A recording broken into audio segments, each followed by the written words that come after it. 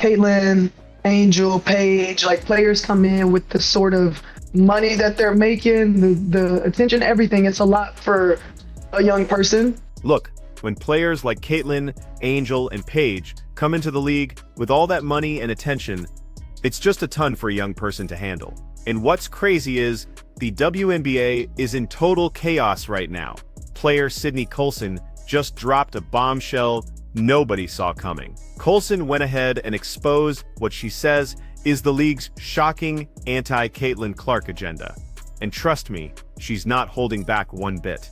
Her statements have literally sent shockwaves through fans, players, and even officials, showing a side of the WNBA that most of us never even imagined. So, what secret plan was happening behind closed doors? Today, we're diving into Sydney Coulson's huge revelation and why she absolutely refused to stay quiet. Now, Sydney Coulson's 2024 season wasn't just another year in her basketball journey. It was this incredible full-circle moment that really showed her deep faith, her courage, and how willing she was to walk away from comfort to grow. After winning 2 championship rings with the Las Vegas Aces, honestly, everyone just assumed she'd keep playing there. Why wouldn't she?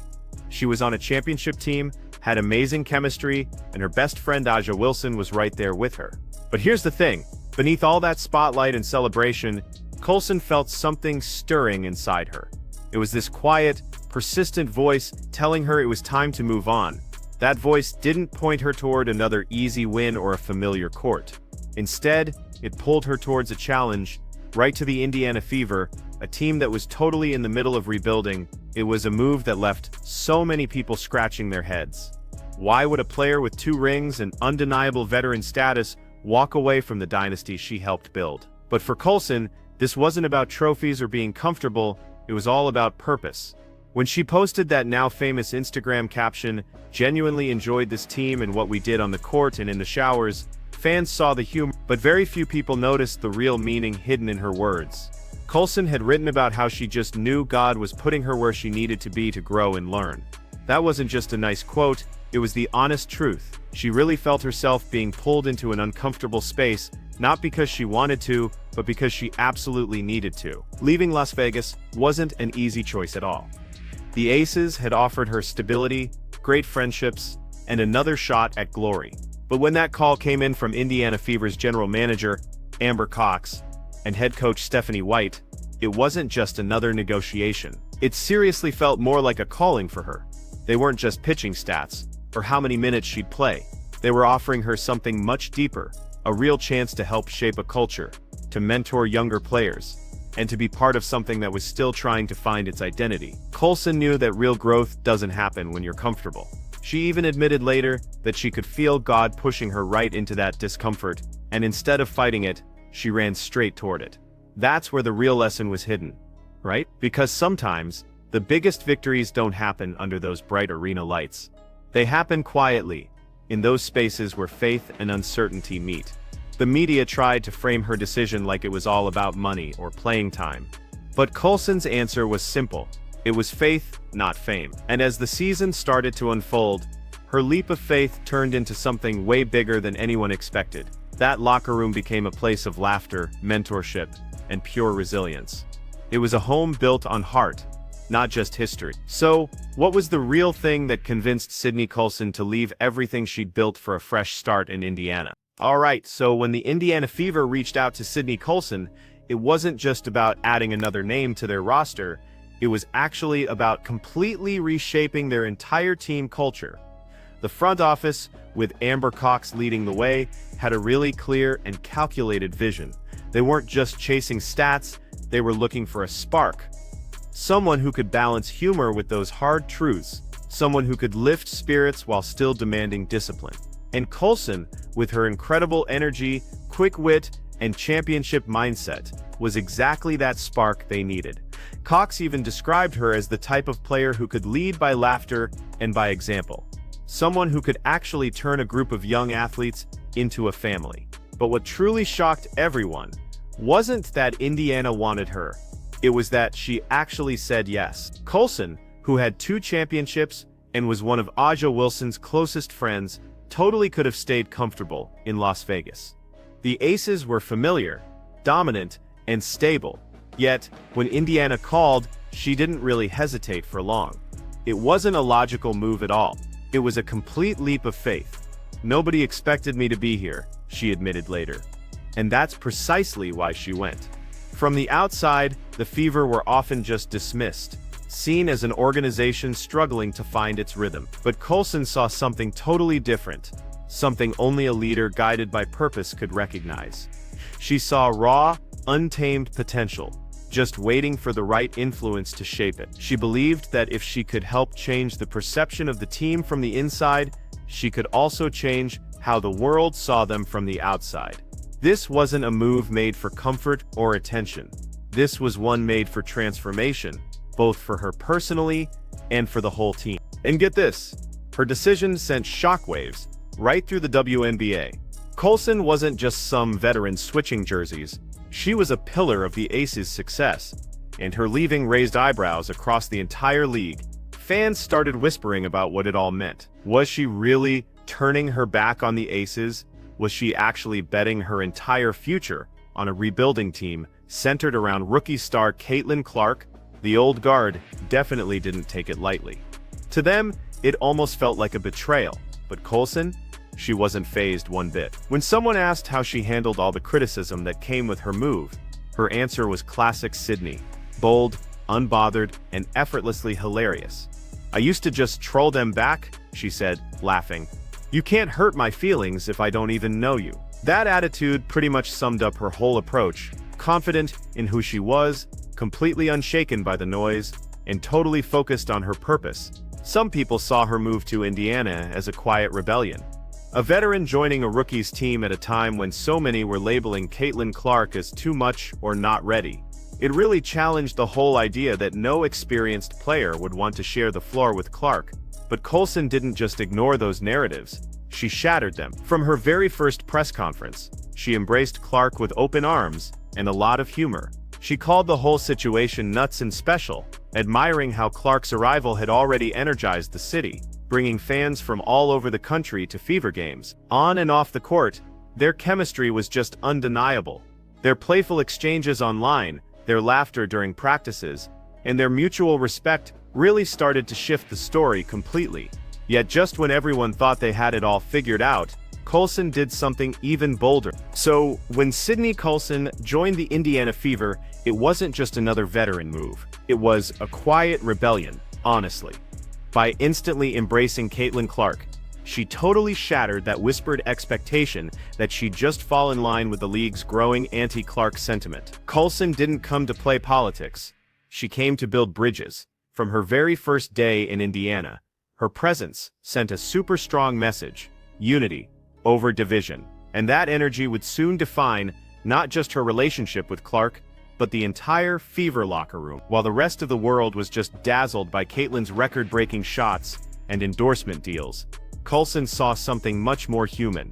From her years of championship experience, she recognized the heavy weight that comes with fame, the kind most rookies never have to carry. Everyone else saw a superstar, but Sydney saw a 22-year-old just trying to balance greatness with grace. She noticed how every headline, every camera flash, and every single expectation pressed on the young guard like armor Caitlin never asked to wear. "She's dealing with a lot," Coulson once admitted.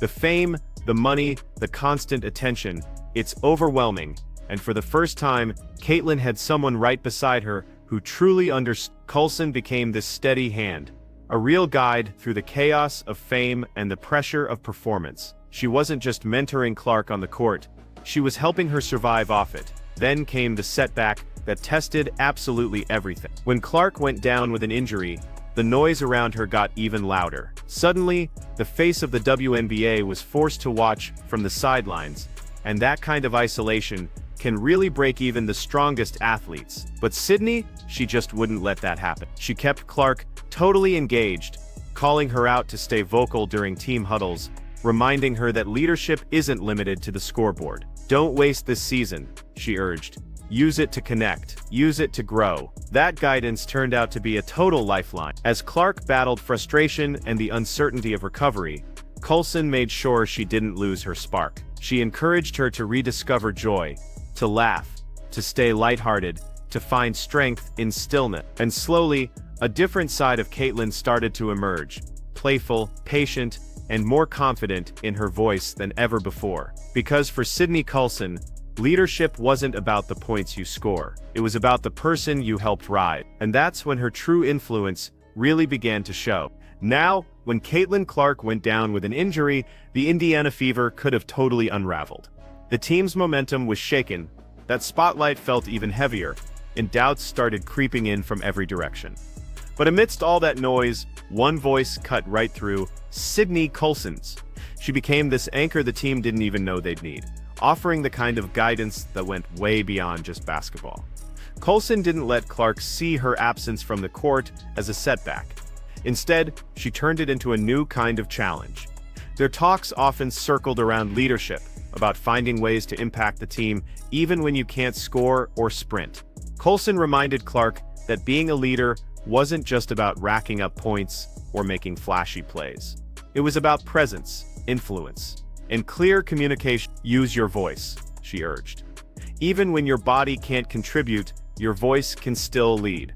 She pushed Clark to see her value beyond the stat sheet, to strengthen her connection with her teammates, to understand their emotions, and to keep growing as a leader right from the sidelines. That guidance transformed what could have been a wasted season into one of real reflection, unity, and quiet evolution. Clark began to learn that leadership often speaks loudest when everything else falls silent. Meanwhile, inside the Fever's locker room, Coulson's leadership style became the absolute heartbeat of the team. She led not through fiery speeches, but through humor, empathy, and consistent dedication. She somehow turned tension into laughter and pressure into pure motivation. Her ability to bring lightness during the darkest moments allowed her teammates to breathe, to play freely, even when the odds were completely stacked against them. The Fever's season was anything but easy. Injuries, tough losses, and constant media scrutiny tested their strength, and integrating new players mid-season added another layer of chaos. Yet, through it all, Coulson kept everyone focused on what mattered most: each other. When the questions got tough, when fans and pundits started doubting them, she reminded the team that unity was their greatest weapon. She made the locker room a place of true safety and trust. Players laughed together, vented together, and rebuilt their confidence together. It wasn't perfect, but it was real. The team's chemistry actually started to show on the court, proving that resilience is built from connection, not comfort. As Coulson later said, sometimes the only way to survive adversity is to laugh right through it. Her humor wasn't just comic relief, it was a strategy. It kept the team grounded when the pressure felt suffocating. Her leadership didn't shout, and soon, that spirit started to spread right across the roster. The Fever stopped playing like individuals and started moving like one collective heartbeat. So, when Sydney Coulson tore her ACL, it could have easily broken the Indiana Fever's spirit. Losing one of their loudest voices, funniest personalities, and strongest leaders should have been a devastating blow. But something truly remarkable happened instead. The team didn't fall apart. They grew stronger. They embodied the very culture Coulson had helped build, one rooted in connection, humor, and unshakable support. Every practice, every single locker room moment, carried her influence. Even from the sidelines, Coulson remained the heartbeat of the Fever. Instead of fading into the background, she became more visible than ever. Teammates stayed close, following her lead to keep injured players active and totally engaged. "We might not be able to play," Coulson once said, "but that doesn't mean we stop leading." The Fever turned that mindset into their identity. They refused to let injuries define their season, proving that leadership isn't just about who's on the court. It's about who keeps the team's spirit alive when everything seems to be falling apart. Coulson's humor became the team's therapy. She brought laughter into recovery sessions and light into tough losses. That energy didn't just heal the players, it completely reshaped the entire franchise's culture. Her influence stretched far beyond stats or scoreboards. It became the glue that kept everything from unraveling. The Fever no longer played as individuals. They played as a family, one that thrived on unity and authenticity. A family that truly reflected Coulson's exact personality. But the magic didn't stop there. Indiana quickly became more than just a basketball destination. It became Coulson's new stage. In Las Vegas, she had been one of many stars. In Indiana, she became the soul of a story that was literally rewriting the league's narrative. Her energy, honesty, and sharp wit started drawing attention outside the arena. Brands and media outlets began to notice. Suddenly, Sydney Colson wasn't just a veteran role player. She was a symbol of what the modern WNBA could look like. Smart, funny, and unapologetically real. Soon enough, Coulson's charm and authenticity landed her national commercials with huge brands like TJ Maxx, Olay, Kia, and DirecTV. She appeared alongside legends such as Diana Taurasi and Breanna Stewart. Not as a background figure but as an equal face of the league. Her media career skyrocketed even further when she co-created and starred in her own comedy show, Unsupervised with TP. It was a perfect reflection of who she was: bold, hilarious, and totally unfiltered. And through it all, she never changed. "I'm just me everywhere I go," she said. Authenticity always takes you where you need to be, even if it's not where you expected. That honesty became her superpower. In a league that often pressures players to fit a certain mold, Sydney just refused to conform. She wasn't trying to be the most glamorous or the most dominant. She was just being herself, and that ironically made her unforgettable. The move to Indiana gave her something that Las Vegas never could: ownership of her story. The Fever were a team on the rise, fueled by Caitlin Clark's explosive fame and a growing national spotlight. Joining them placed Coulson right at the center of the WNBA's new era, a league rapidly expanding in viewership,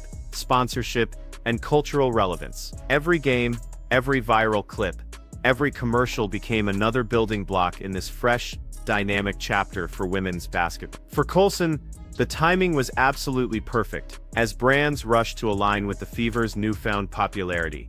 Her authenticity made her the ideal ambassador. She represented something genuine in a world often dominated by media polish. She was proof that being yourself isn't a weakness. It's a brand of its own. Her journey showed that betting on yourself can totally transform everything. She didn't chase fame or opportunity. She created it through laughter, leadership, and unwavering realness. "Be authentic," she once said. "Stay true to who you are, and the right people will find you." And somehow, the right people did. Because Sydney Coulson's story isn't just about basketball. It's about identity, resilience, and redefining success on your own terms. It's about a woman who turned setbacks into platforms and made authenticity her greatest weapon. Listen, in a league where every move is usually polished, rehearsed, and wrapped in corporate perfection, Sydney Coulson has really made her mark by doing the exact opposite.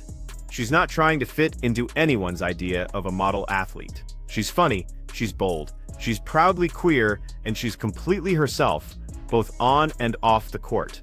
While other players lean on statistics or sponsorships to define their careers, Coulson relies on something much stronger: authenticity.